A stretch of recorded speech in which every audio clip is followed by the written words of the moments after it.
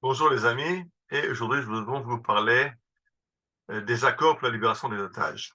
Alors déjà, le Talmud nous enseigne qu'on ne paye pas plus que la valeur d'un otage pour sa rançon parce que cela encouragerait les pirates, donc il s'agit d'actes de piraterie, à enlever encore plus de juifs pour obtenir davantage de rançon. Bon, c'est pas la peine d'aller même dans le Talmud, c'est une logique que chaque négociateur connaît, qu'on ne cède pas à un maître chanteur. Dès qu'on cède à un maître chanteur, c'est pas qu'on aura la paix, c'est qu'on aura un prochain chantage qui sera encore plus élevé que l'actuel. Alors, je rappelle que nous, on a commencé avec les accords avec Ahmed Jibril, dans lequel on a échangé 3 soldats israéliens prisonniers contre 1151 terroristes. La suite a été les accords pour libérer Gilad Shalit, où l'on a libéré un soldat pour 1027 terroristes. Depuis, on a essayé de faire un accord pour libérer les corps de 2 soldats tombés à Gaza, Oron Shaul et Hadar Goldin. Et là, les prix demandés pour 2 dépouilles est tellement élevé qu'Israël n'a pas pu les payer. Et maintenant, pour 50 otages, on demande un prix absolument faramineux. Je ne parle pas des centaines de terroristes qui refont du terrorisme, parce que ça, on le sait, c'est que tous ces terroristes libérés, c'est vu comme une victoire sur Israël. Ce sera la fête dans leur village quand ils seront libérés, et ils s'empresseront de recommencer et de faire de nouvelles victimes en Israël. Mais en plus d'obtenir un cessez-le-feu qui va leur permettre de se rééquiper, de se réorganiser et de préparer la prochaine manche contre Israël, de mieux cacher les autres otages, céder dans cette opération qui ne libère même pas tous les otages, libère 50, lesquels vont être libérés, les 50 qui sont des binationaux parce qu'il y a une pression américaine ou européenne pour les faire libérer, les enfants en bas âge ou les personnes âgées et malades qui risquent de mourir aux mains du Hamas et donc qui ne leur serviront plus à rien. Donc c'est eux qui vont libérer, mais ça va encore éloigner la chance de libérer les autres otages qui vont rester et dont le prix va ne faire bien sûr que grimper encore. Et donc, on n'est pas du tout dans la bonne direction. La bonne optique, c'est qu'on ne cède pas un chantage, mais il faut faire payer au Hamas un prix qui n'est pas prêt à payer pour qu'il libère les otages. Par exemple, j'ai lu dans les nouvelles hier que la police allemande a fait une descente sur plusieurs bureaux du Hamas en Allemagne. Mais de ça qu'il s'agit.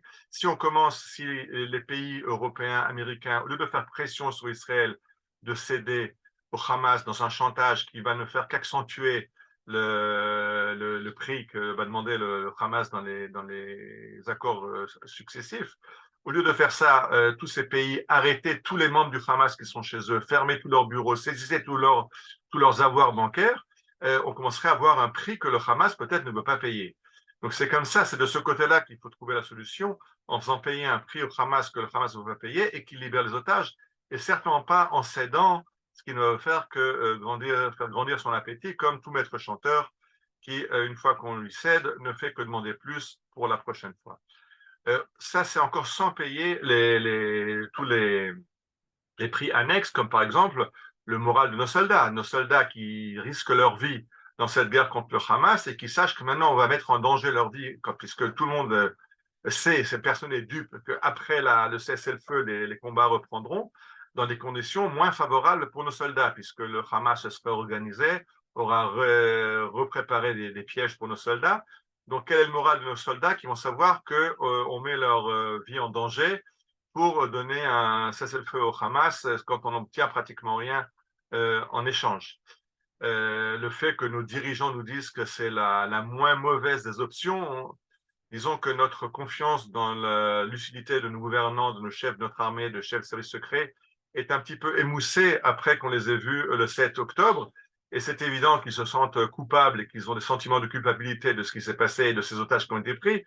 Mais maintenant, mettre en danger la suite des opérations à Gaza, de mettre en danger les soldats de Tsahal, de mettre en danger les Israéliens de tout le pays et d'ailleurs, c'est un prix qui est absolument incroyable. Mais comme vous connaissez que je suis très optimiste, alors je cherche le bon côté des choses. Et le bon côté des choses, je pense qu'il va être dans la suite des opérations. Comme j'explique, si on arrive à faire convaincre le Hamas qu'une vie juive vaut tellement qu'Israël est payé de tels prix pour libérer le dernier des otages, ça ne va faire qu'aiguiser leur appétit de prendre davantage d'otages. Ça va mettre en danger la population en Israël, c'est un fait, mais ça va mettre en danger la population des Juifs du monde entier. Parce que ce qui va se passer, c'est que le Hamas est conscient que les Juifs en Israël ont une police, ont une armée, ont des services secrets, se défendent. Par contre, il y a des Israéliens en balade dans le monde entier, il y a des Juifs en balade dans le monde entier, des Juifs qui vivent dans le monde entier, et ces Juifs vont devenir aussi des cibles. Parce que si c'est compliqué d'enlever un Juif à Tel Aviv, alors ils iront chercher ce Juif à Paris. Ou alors, si ce n'est pas à Paris, alors ce sera un Juif en vacances en Tunisie, au Maroc, en Turquie ou ailleurs, là où les Juifs sont dans le monde, et il sera plus facile de de les, de les kidnapper. Alors, je veux dire que les Juifs de la Gola, attention, je ne parle pas des Juifs de la diaspora. La diaspora d'Israël, c'est des Juifs qui ont quitté Israël, ce qu'on appelle en Israël les Yordim, ces gens qui ont fait leur Yorida, qui ont quitté Israël et qui habitent aujourd'hui aux États-Unis, en Europe ou ailleurs pour des raisons à eux. Mais les Juifs qui sont dans les pays d'exil ne sont pas les Juifs de la diaspora d'Israël, ce sont les Juifs de la Gola, du grand exil d'Israël il y a 2000 ans. Et ces Juifs ont un amour sincère pour Israël.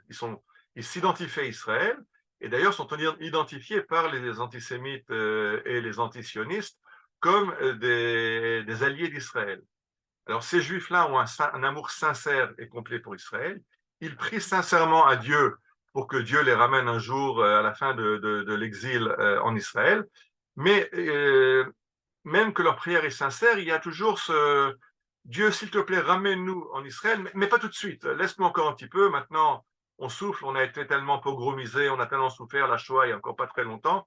Maintenant, on vit bien, on a des conditions de vie, on a des maisons de campagne, on va au sport d'hiver, laisse-nous un petit peu profiter. Et puis ramène en Israël, mais dans quelques années. Euh, Laisse-nous compléter encore quelques années, qu'on ait tous nos points de la retraite, et après, on ira se faire dorer au soleil sur la plage à Natania. Mais pour l'instant, laisse-nous encore quelques années tranquillement dans nos exils, nos pays d'exil, où finalement on n'est pas si mal. Et j'ai très peur pour nos amis juifs qui n'habitent pas en Israël, qu'un des prix de ces accords avec le Hamas va être de rendre la vie des juifs qui ne sont pas en Israël encore plus infernale que la vie que nous avons à avoir des voisins pareils. Parce que chaque juif, où il se trouve dans le monde, va devenir une cible de ce mouvement terroriste.